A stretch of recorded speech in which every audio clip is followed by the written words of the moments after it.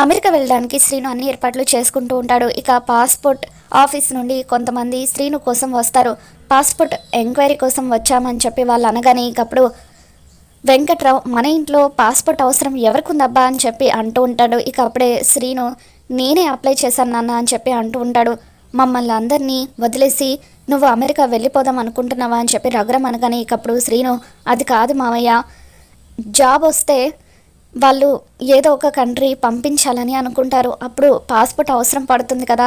అది కాకుండా రేపు ఎప్పుడైనా కంపెనీ పని మీద వాళ్ళు బయటికి పంపించాల్సి వస్తే అప్పుడైనా పాస్పోర్ట్ అవసరం అవుతుంది, అందుకే అప్లై చేశానని చెప్పి రఘురామ్కి శ్రీను చెబుతూ ఉంటాడు.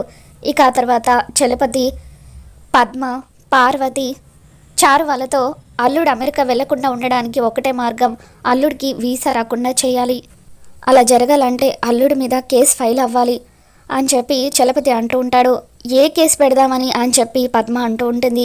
రేప్ కేసు అని చెప్పి చలపతి అనగానే ఇకప్పుడు పద్మ, పార్వతి ఇద్దరు కూడా షాక్ అవుతూ ఉంటారు.